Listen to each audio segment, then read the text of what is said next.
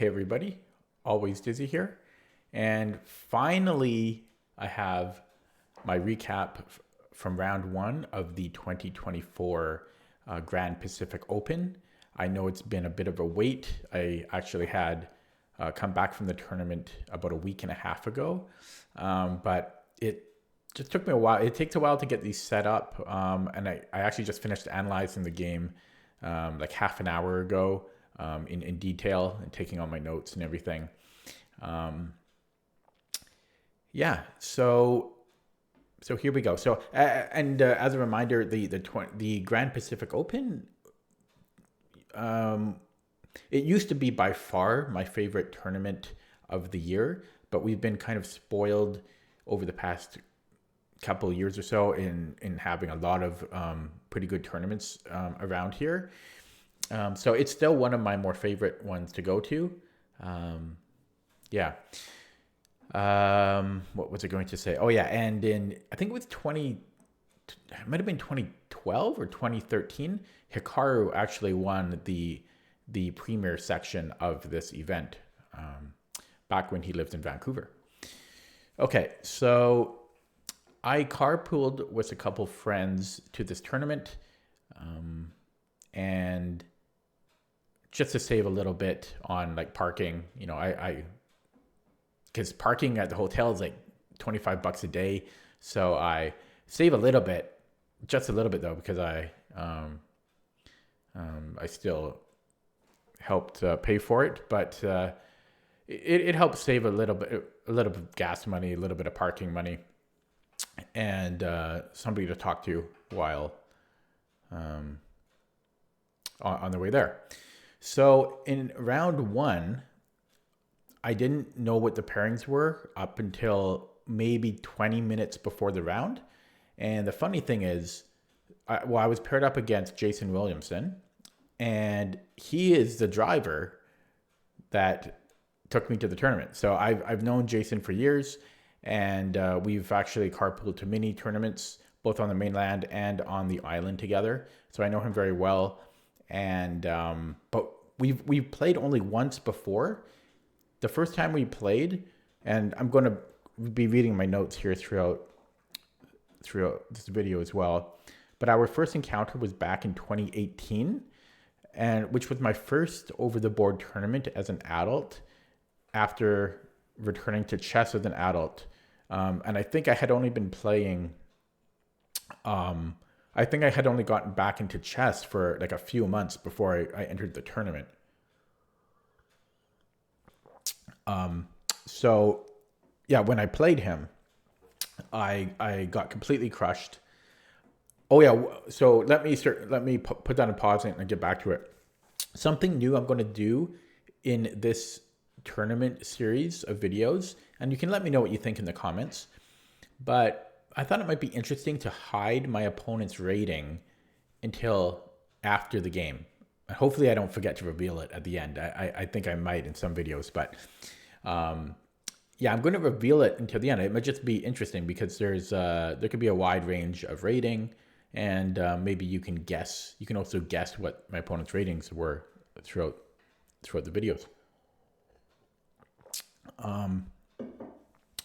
So I'll give a bit of context. So Jason is 50 years old, but I'll reveal more information at the end of the video because I don't want to, explain too much right now.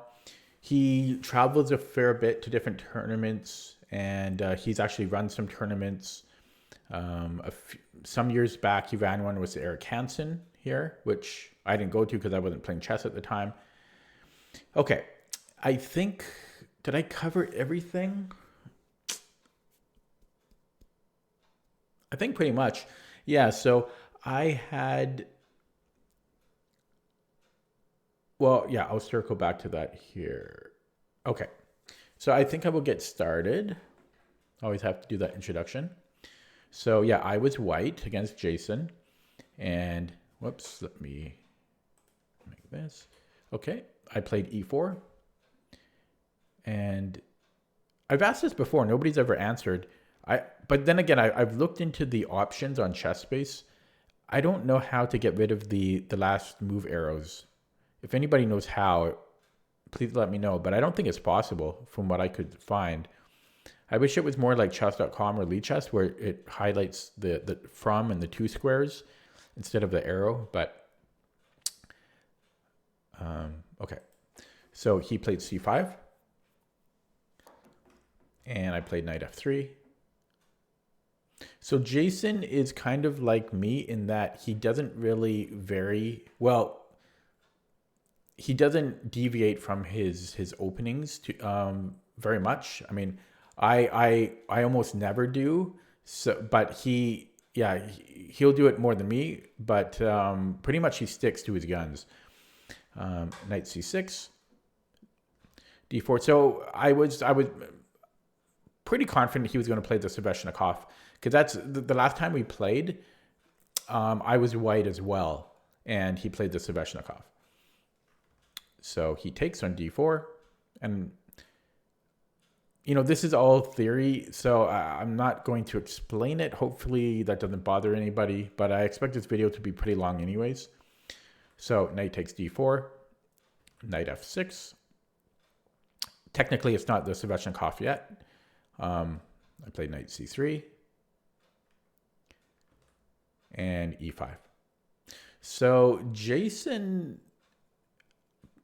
almost exclusively plays 1-0 online, and he hasn't really studied openings, or even he hasn't studied or worked on his openings since I think like the late 90s.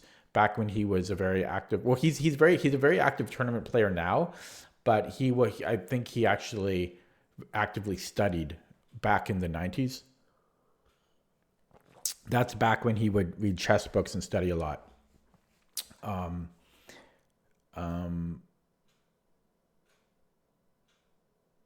And yeah, so I only knew my pairing something like 20, maybe 30 minutes before the round started. And I didn't really have time to prepare for him. But what I was able to do was I basically just refreshed these main lines very quickly, just making sure I'm remembering the ideas. But I didn't have a whole lot of time for that because I was actually out shopping for food at a little like grocery when I found that the pairings were up, and then I quickly went back to my hotel to review things. And just reading my notes here. Yeah, so I don't know how much time I had to review things, maybe 10 minutes, maybe 15 minutes to kind of just go through my repertoire in CPT, Chess Position Trainer, to just refresh, because there's a lot of subtleties, a lot of variations in these lines, and that's all I did. Okay, so I played knight b5, right? This is still theory. It's going to be theory for a long time, so you can kind of just expect everything to be proper until I say it isn't, or unless I say it isn't. So knight b5, if you're not a Sicilian or Sveshnikov player, is really to control d6. In fact, we're threatening to go knight d6 immediately even. And so he plays d6, which is the main line, preventing a piece from going to d6 and opening up the bishop. I play bishop g5, a6, kicking out my knight, knight a3, all mainline theory, standard stuff. b5. So now officially this is the Sveshnikov. Once b5 is played, that's the Sveshnikov. This is more like a Kalishnikov, I think, here, or a Pelican. The move that really, again, defines this as a Sveshnikov is b5. That's important. I think there are other moves here too. I think there's like bishop e7, even bishop e6. And then the knight can go to c4, or you can take on f6. But those are sidelines. Okay. So I played knight d5. Oh god, I'm gonna have to wrestle with this. Oh god, are you gonna make me wrestle? I really need... I'm never buying this microphone arm again. It's... Oh God, it's really not going to stay, hey? Oh, there it is. I need to buy like a weight. I need to weigh this down, but I'm not sure what to weigh this down with. I can't think of a little heavy metal object. And I don't want to use magnets because it's not good for the microphone. So I'm not sure what to weigh it down with. Anybody have any ideas? Because it keeps flying up. Okay. Anyways, back to the game. So knight d5, just putting pressure on f6, right? On this knight on f6. He played bishop e7. And the funny thing is, this is the exact position that we both had in our first game back in 2018. But again, when I had played that game, I was a noob. I mean, I wasn't that bad, but I was really a noob. I mean, I had only been playing. I'm not sure how long I had been playing at that time. Like as an adult, after like a 17-year hiatus, maybe something like 4 months or something. And so I didn't know my openings super well. And in that game, I actually made a mistake right here on move 9. And I was still wet behind the ears. And in the game, I had played knight takes f6. And despite this being 6 years ago, I actually still remember in that moment trying to remember theory in this position. Because there's different things to consider, right? There's knight f6, there's knight e7, there's bishop f6. And I was really trying to wrestle with which one of them is correct or was correct. And I ended up choosing the wrong one. So I had like a 1 in 3 chance, essentially. And I'm actually going to show you how that game went because it was a very short game. So let me just try to find the variation here. Yeah, so I took on f6 in that game. He recaptured. I recaptured again. He took on f6. I played queen takes d5. Oh, sorry, queen d5, which was kind of silly because it just allows bishop b7. And then what am I doing? I'm just essentially losing a tempo there. And so that's what he played, bishop b7. I castled, attacking the d6 pawn, but that's just easily defended. And my queen will eventually have to move. So I was definitely weaker then. Yeah, so he played rook d8. I played f3. He castled. I played c3, trying to improve my knight. That's on a3 still. Knight a5. This is where I lose the tempo. Queen d2. He plays d5.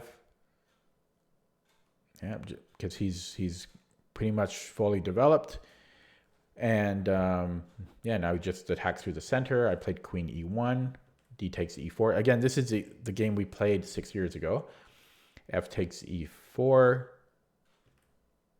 Yeah, it gives me a check here. Attacking the e4 pawn as well. He grabs the e4 pawn. I played king e1, and then apparently I resigned here. I think I just realized that it was kind of pretty terrible for me. So that was the game from 6 years ago, and I was hoping to avenge that loss. Or, well, maybe, if not avenge it, I just wanted to improve upon it. I mean, because it was pretty terrible. So I wanted to put up a better fight. Okay, so going back to the game, this time, instead of taking knight takes f6, I went bishop takes f6, which is the best move and the main line. I know the Sveshnikov quite well, actually, as white. It's one of my better openings. So I was pretty confident here. Even with all of the mini sidelines, I'm pretty confident in this opening. He recaptured. And I played c3. Still main line, common. So c3, just giving the knight on a3 a square to go to. I'm going to limit how many arrows I do because chess space is kind of annoying with arrows. And c3 also stops the knight from going to d4, the black knight from going to d4. So it's a very important move. I wouldn't even really call it thematic as far as like important. It's kind of a critical move.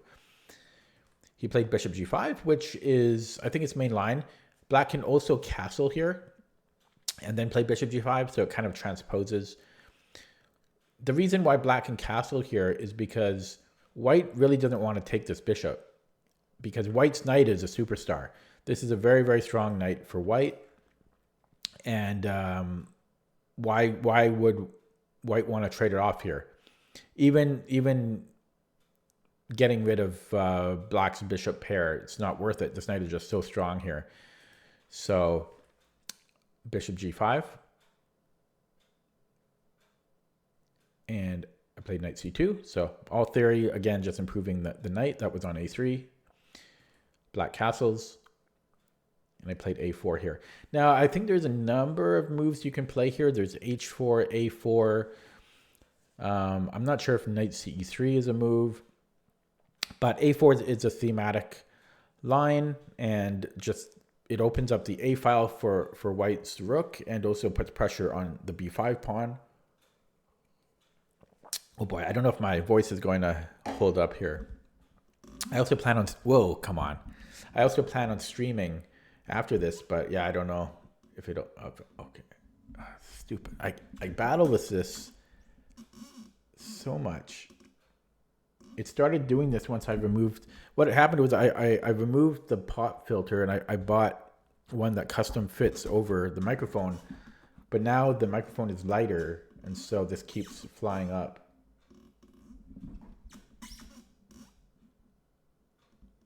Okay, well, that's annoying. I'm going to have to hold it here. Wow. No, okay, it's holding now. I just shouldn't touch it. Okay, but let's just keep it here. Okay, I won't touch it anymore. Yeah, so I played a4. B takes a4. Rook takes a4. Now here, I think, again, there's many different lines that black can play. I think... Well, maybe not here. Maybe not quite here, because I am attacking the a6 pawn. But in the Sveshnikov, there's usually lots of little subtleties that can be played. Like maybe even just bishop b7 might be a move here. But the main line is a5. I think it just puts it on a square where it's defended by more pieces, so that the light squared bishop can doesn't have to babysit it. I think that's the main idea. And then after a5, even though I know this Sveshnikov pretty well, it can be confusing trying to remember all of these different lines and variations. And so I paused here a little bit because I was trying to remember here if I play h4 or bishop c4. And I think both are playable, and I forgot to check that. And I think they might even transpose in a lot of cases. But I did remember ultimately in the game correctly what the main line or objectively the best move is. So I played bishop c4 in the game, which is a pretty thematic move in the Sveshnikov. The idea, there's a few ideas. One of them is that it can help defend this b pawn. If it gets attacked, we can then play moves like b3, and the bishop kind of glues that down. It also just simply develops the bishop. But I think most importantly is it goes on this a2 g8 diagonal, which kind of stops or at least slows down black from playing f5, which is one of black's pawn breaks and ideas in this opening to attack and open down the f file. Yeah. So I played bishop c4. He played rook b8, attacking my b pawn. So I played b3, which is main line. So we're still main line here. Move 16. And it's kind of funny because around this point, the game's next to us. So let me just make sure my microphone is still working properly here. Testing 1, 2, 3. Ooh, my computer's so laggy. Yeah, so the boards next to us, I think they were still on move like 4 or 5, but since this is all kind of theoretical, we whipped out these moves fairly quickly. So it's just kind of funny because I think I saw one of them to kind of look over at our board at one point and was like, whoa, because we're already in a middle game, and yeah, they're still like right in the opening. Technically, this is still the opening though because it's theory. Um, and then Jason played. So after b3, Jason played king h8, which if I didn't explain bishop c4, king h8 might seem weird and it might seem bad, but it's main line. Again, just getting off of this diagonal, if chess base will cooperate here. Just getting off this diagonal so that f5 can be played. That's really the idea.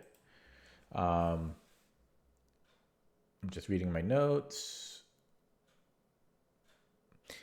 And then after king h8, I spent a few minutes trying to remember my reply. And I was really debating between h4 and knight ce3. I just want to see. I've got my score sheets here. I want to see how long I spent on that move.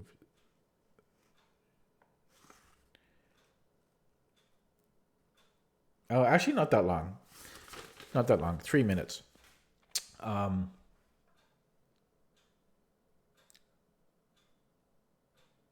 Yeah, and so I ended up playing. Whoops. Yeah, I ended up playing h4 here. Now h4 is very thematic in the Sveshnikov, and it was a close. I was really torn between knight ce3 and h4. Now, first of all, I'm going to say that h4 does not lose the pawn because of a tactic. So feel free to pause the video to try to figure that out, why black cannot take on h4.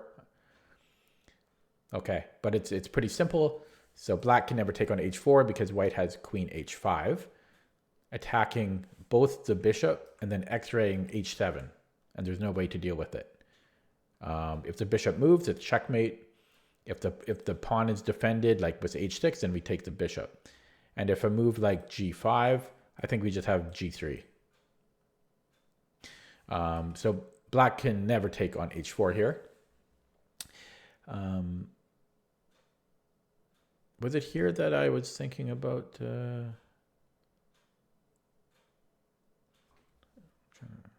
have so many notes here.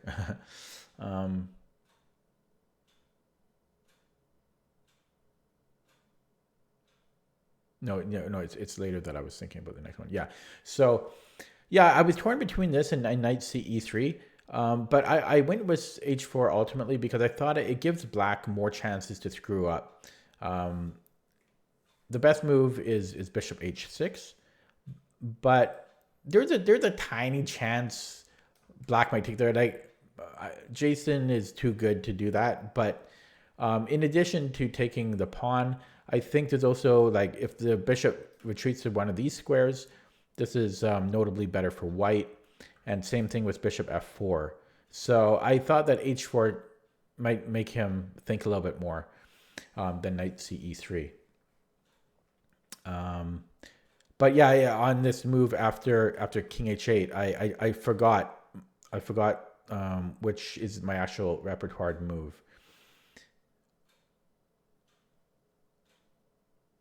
Yeah, I'm just reading my notes here.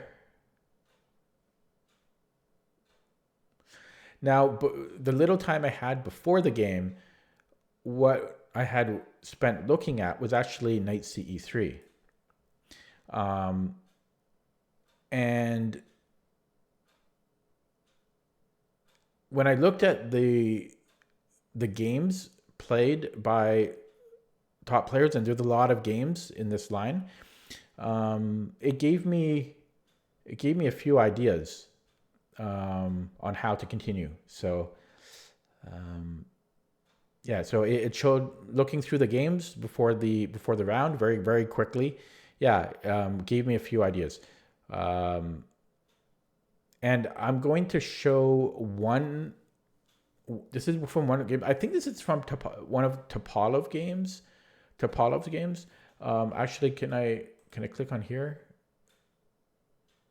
I guess, yeah, this will show me the game, but it's going to be so slow. My computer's slowly dying.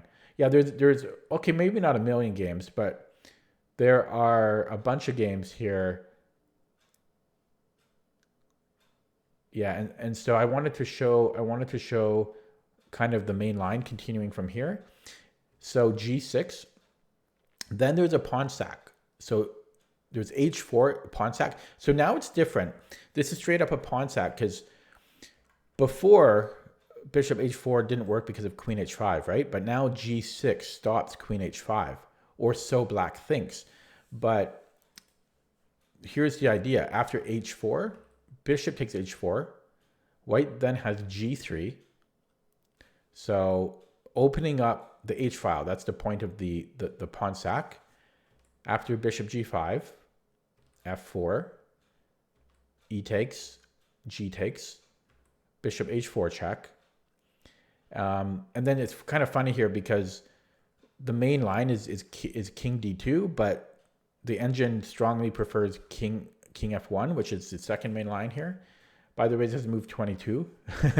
So king F1, this is what I was looking at. Yeah, I was looking fairly deep. F5. And then this move I thought was really cool. Rook A2. So this is a thematic idea.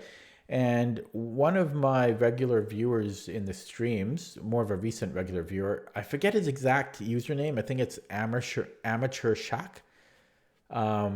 So shout out to Amateur Shack.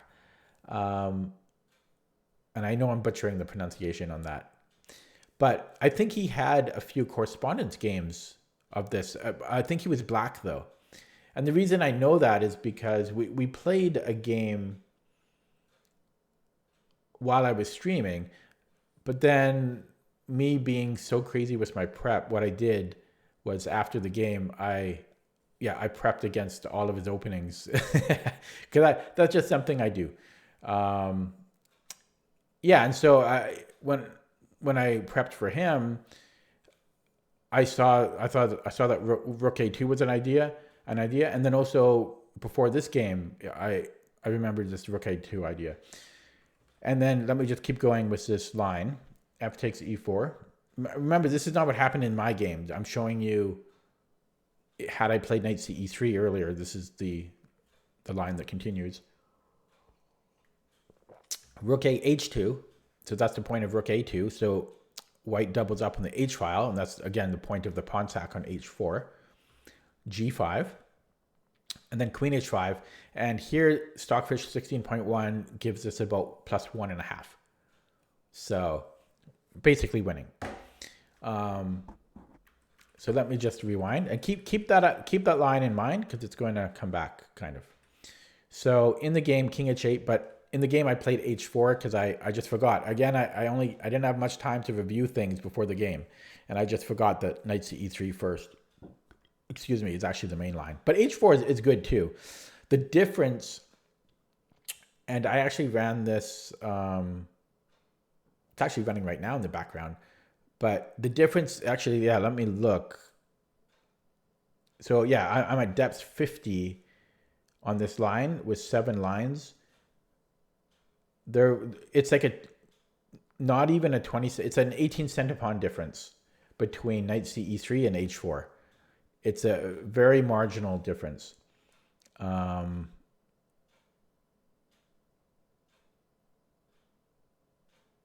And I think one of the differences, I mean, again, can you even call 18 centipons a difference? Not really.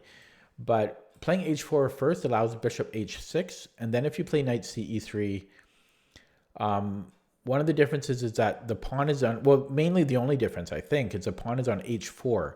So white cannot castle in this line.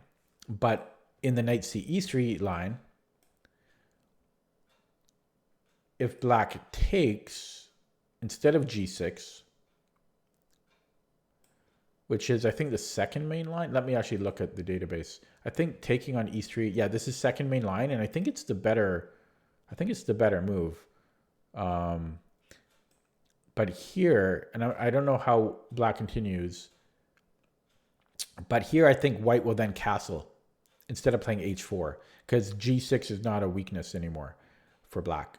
So that's the difference. It's a minuscule difference. Okay, getting back to the game though.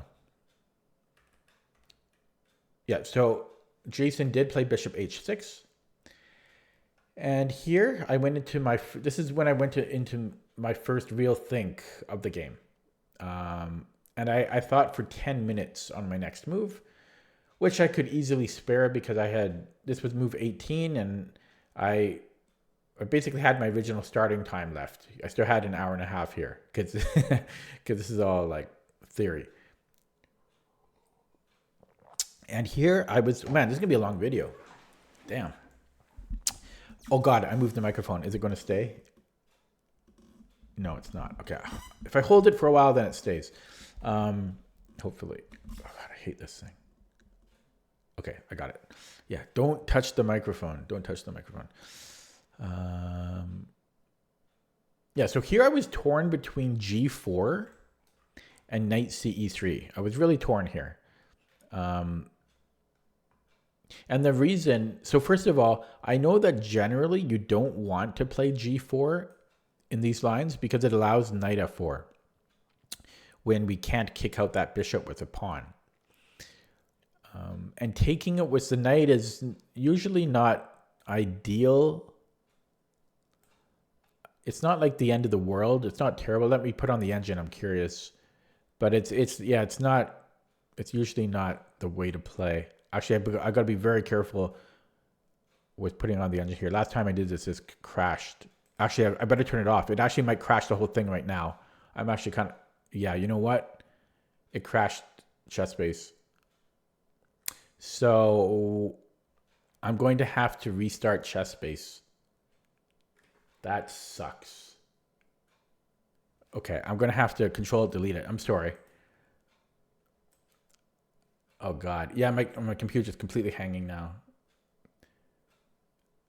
Yeah. Okay. Well, you're going to have to bear with me. I don't think I'm going to edit the video because I'm too lazy to do that. I can't even, Task Manager is not even. Okay. Yeah, I shut it down. I'm going to have to open up ChessBase and everything. Give me a minute. Okay. Well, I'm not using the engine then.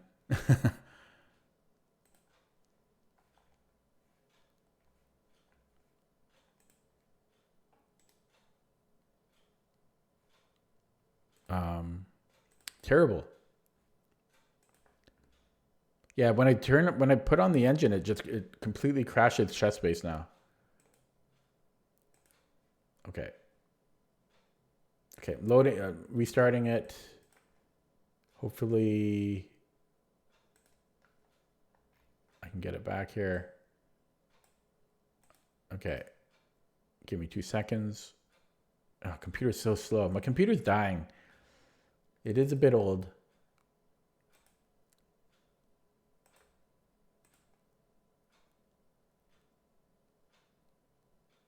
Okay, I'm going to put this on. And then. Okay.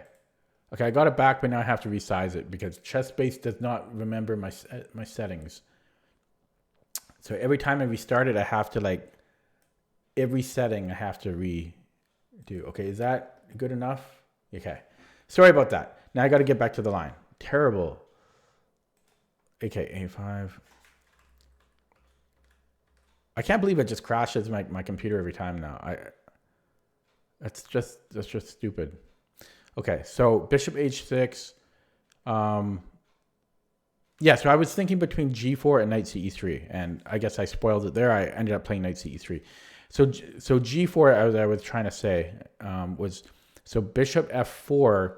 Usually, it's not really the right way to play it. I'm not going to turn on the engine anymore.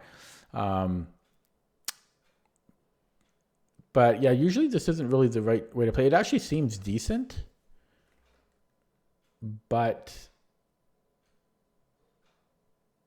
I just know that Normally, this is not good for white. At least not great.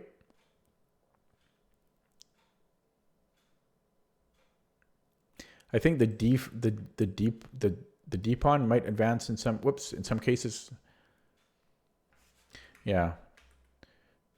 But yeah, so maybe it's not terrible. I'm actually going to open that up in a browser engine because I am curious. But I'm not going to do it in the ChessBase engine because that'll just crash my computer. Okay, so yeah, so G4, knight f4. I'm just looking at it really quick, and then if I take, oh yeah, it's -1 here.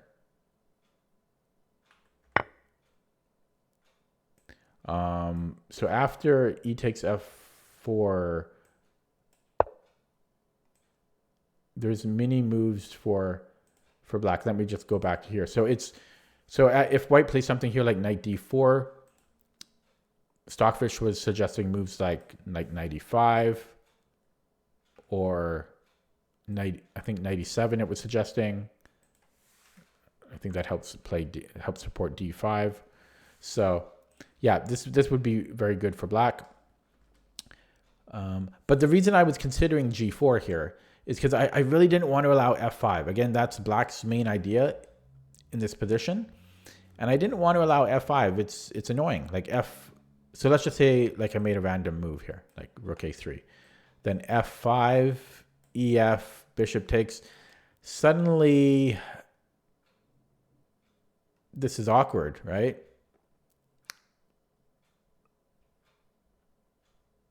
Suddenly this is awkward. And so I was fearing f5. I wasn't terrified of it, but I didn't.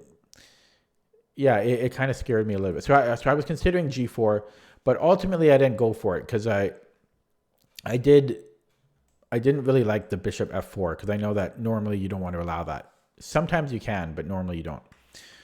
Okay, so I played knight ce3.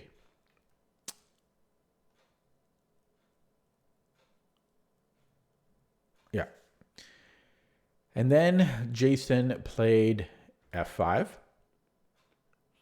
and which is totally thematic, not surprising. But you might want to pause the video because this is actually a blunder and loses on the spot. Okay, so I'll assume you already looked at it. So before playing f5, Jason thought for 5 minutes before playing this.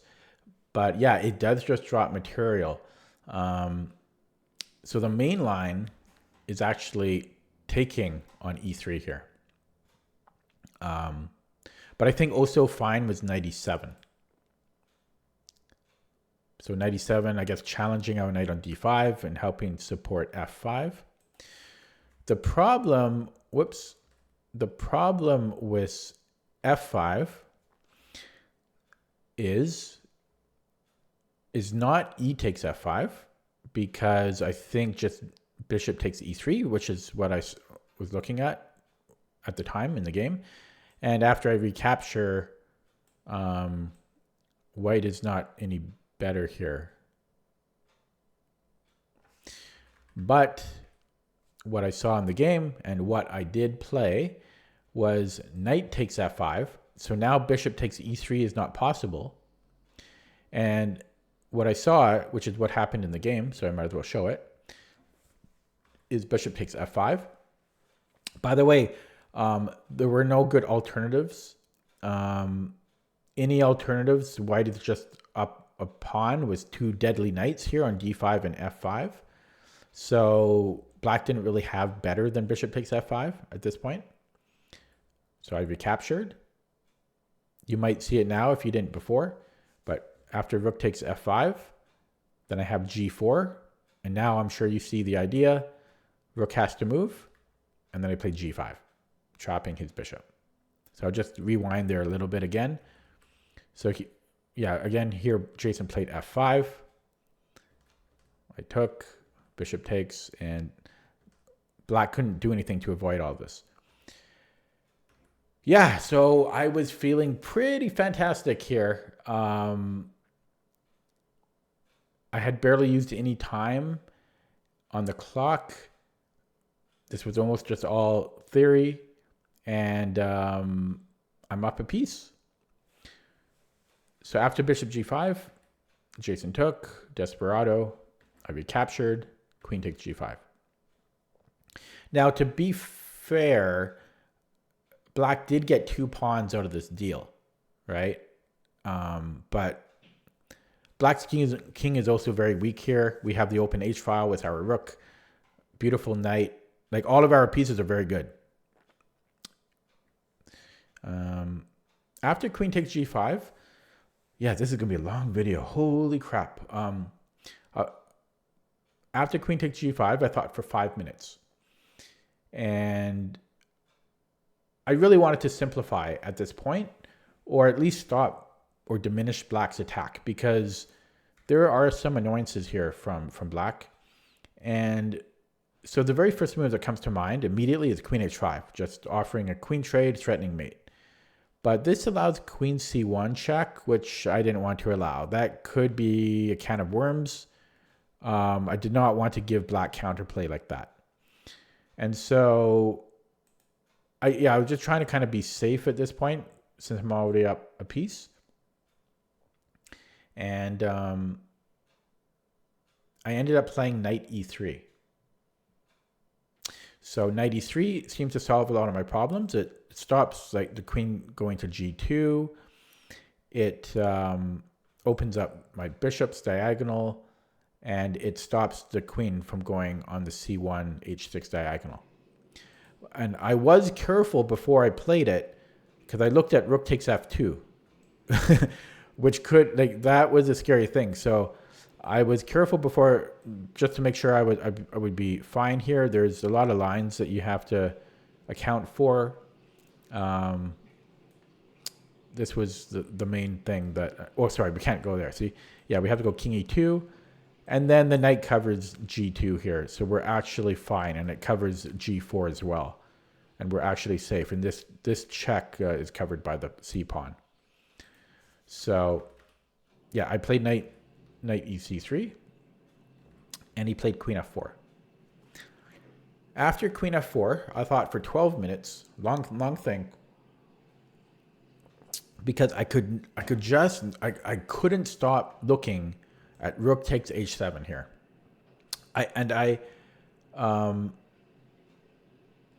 Where's my notes here? Yeah, and I kept looking at rook h7, and there's so many lines, and so many of them are so close to just winning on the spot, but I just couldn't find one that actually did work. And so it used up a lot of my time. So I'll show you a couple of the variations that I was looking at. So one was rook h7 check, king takes, and I hope I show this in the right order. Yeah, and then I was looking at bishop d3 check, which unveils our rook on his queen on f4. But then he has e4, and after bishop takes e4, king h8, queen h5, but then he has queen h6, and he's fine. I mean, by fine, I mean white is still better. I think it's like plus 1.5 or something, but way too. I mean, my current position is much better than this endgame. So that was, I was looking at that for a long time and similar lines, and then I found a really cool idea of first. Let me get back to the variation here.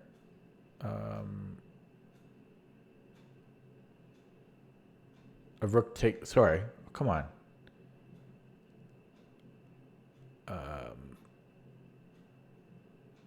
Sorry, yeah, rook takes h7, king takes h7.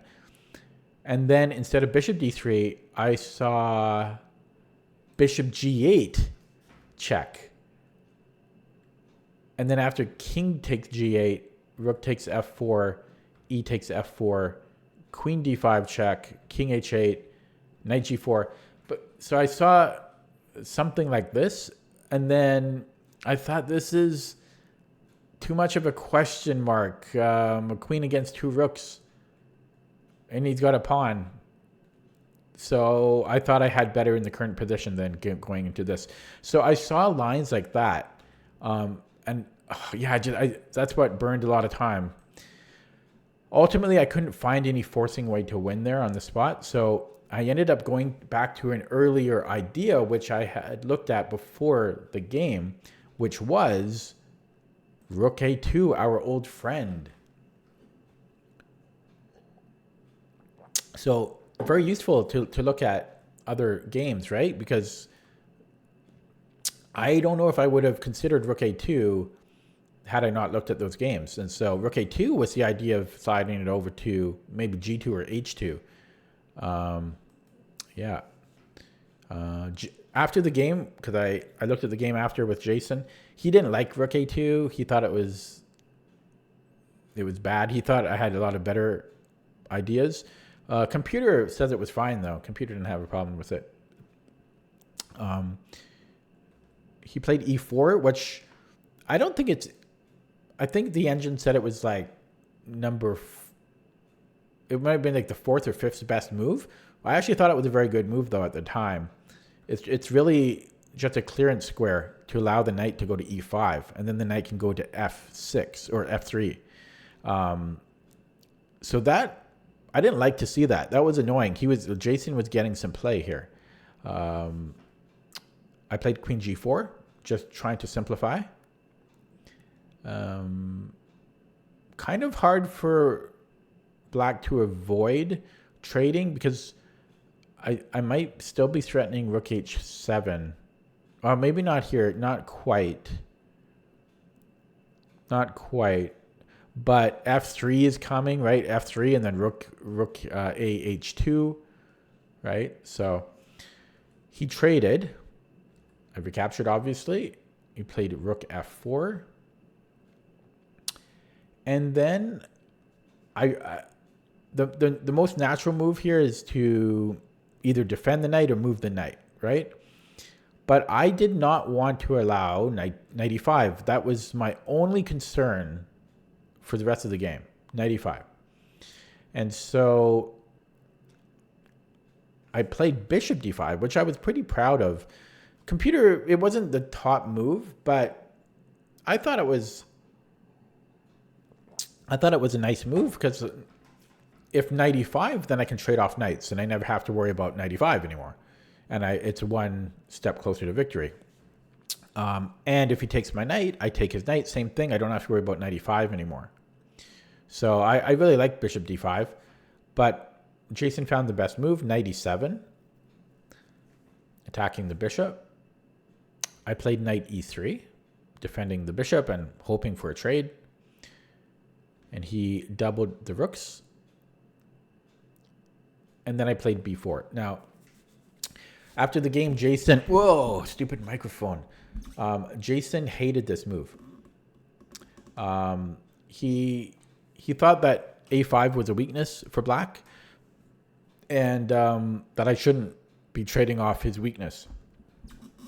And Stockfish 16.1 agrees with him, preferring other moves here. My move is actually, like, white is still completely winning after b4, but there were better moves than it. There was actually just taking the pawn and allowing rook takes f2. And apparently we're fine here because the rooks can't actually do anything. But I got a little bit nervous of allowing that. I think there was also... Yeah, there was another move here too. There was just kind of a funny move, rook h2, just simply defending it this way, and then rook takes a5 as a threat again. So I did have better moves, but I'm still completely winning after b4. Come on. Work with me here. Get back to the position.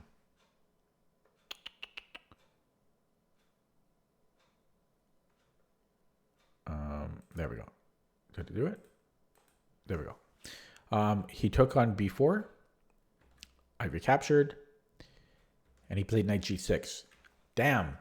he's once again eyeing this e5 square. The only thing that I'm scared of in this position. So I really did not want to allow that. That's the only thing that I was concerned about. So I played knight c4. And he played knight e7. Again, just attacking my bishop. And, well, damn, I didn't want to repeat, but I also didn't want to put my bishop on a8 or b7. It felt awkward there. So I played knight e3 again. He played knight g6 again. I played knight c4. And he played knight e7. And then here he offered me a draw. And I mean, the way that I played the last couple moves already kind of suggested that I am going to agree to a draw, although I could still deviate. So he offered me a draw here verbally, even though I thought it was a little strange that he did that, because if I want to draw, I would just play knight e3 here. But yeah, he did offer me a draw, and I thought for 10 minutes here. And believe it or not, after 10 minutes, yes, I did. Yes, I did. I accepted the draw offer. Okay. So I know you guys are just, throwing tomatoes at the screen now. Okay. I know. So this was a blunder, like agreeing to the draw. I cowardly accepted the draw, and it was a decision that I regretted almost immediately. Now, let me explain things a little bit. So, first of all, this is a lesson that hopefully I will learn from. I regret taking the draw. I should not have taken the draw. But here's some of the reasons why I did.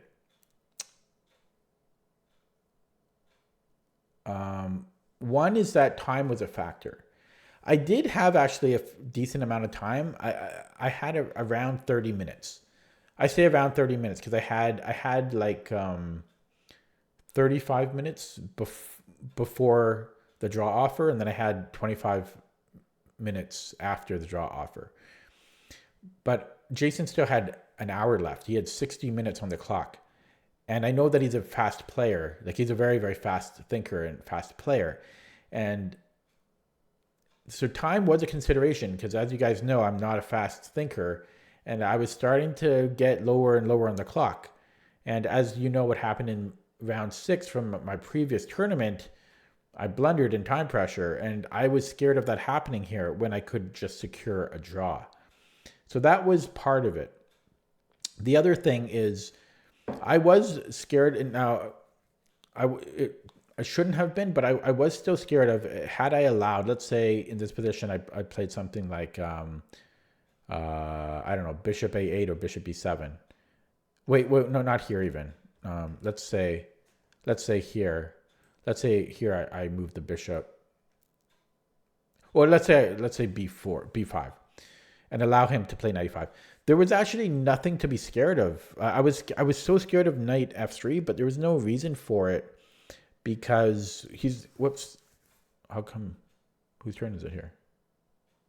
Oh, he just played knight e5. Yeah, so I could just like push the pawn here, for example, and then knight f3. He's actually not threatening anything. I was so terrified of I was so scared of knight e5, but there was nothing to actually be scared of here.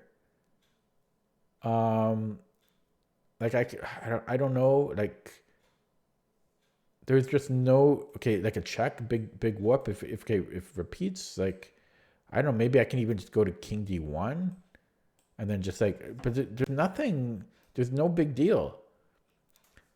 So there was nothing to actually be scared of there, but I was scared. So I was scared of knight f3, but the other thing was he did have 2 pawns more than I did for the bishop.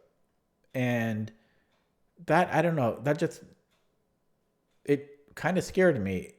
I knew I was better. Like, I knew I was winning. I knew I was better. But at the same time, being lower on the clock, even though I had lots of time left, and the fact that he had 2 pawns for the bishop kind of scared me away to not play on. So, and then here's the final reveal. And this was the third aspect of why I accepted the draw offer. I will now reveal my opponent's rating. You can take a guess. I'm curious what you think. And maybe let me know in the comments what you think his rating is before I reveal it. But let me do that now. Yeah, my computer is so laggy. Oh, something's wrong with my computer. Okay. So here it is. So 1968. So yeah, Jason, this was the third component. My opponent was rated a lot higher than I was. And so with the draw, I actually gained 13 points. So it's like a guaranteed 13 points if I accept the draw offer.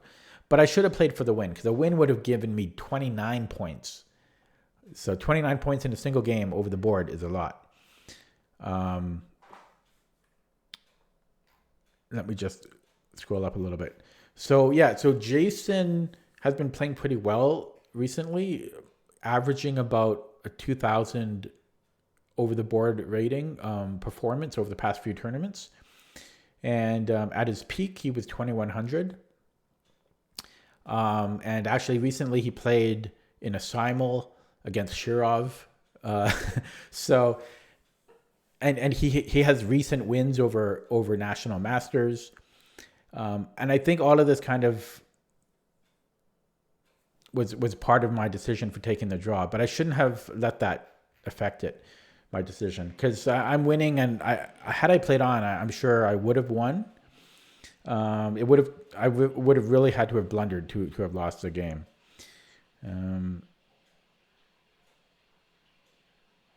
For those curious, the eval of the position back. So when my knight was on, when it was on E3, it's +4, and when it's on C4, it's +2.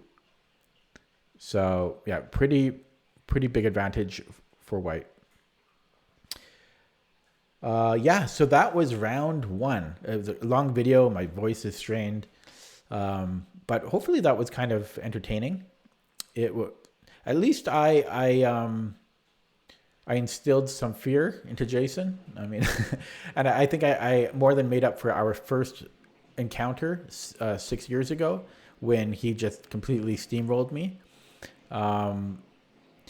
I think when I ran this through the Lichess analysis, it said I made one inaccuracy, and I think that one inaccuracy was at the very end here when I accepted the draw. Something like that. It was near the end like this. Otherwise, I played close to perfect. Like, yeah. But so the fact that I accepted the draw was terrible. So hopefully I learned from this, and in the future, I try to be more vigilant and push for the win. I was just scared of kind of losing. It's nice to have that security of guaranteeing yourself a draw, because I knew I would gain points with a draw. 13 points isn't nothing, but yeah, I should have pushed for the win. If I lost, well, it happens, but I should have pushed for the win. It was an incorrect decision to draw. Okay, yeah, so I will leave it there. That was round 1 from the 2024 Grand Pacific Open. I drew a 1968 player. I played very well. I just should not have accepted the draw. Okay, hopefully you enjoyed that. I will have round 2 out. I'm planning probably 2 days from now. Round 2 will be out. Okay, thank you for watching. Take it easy.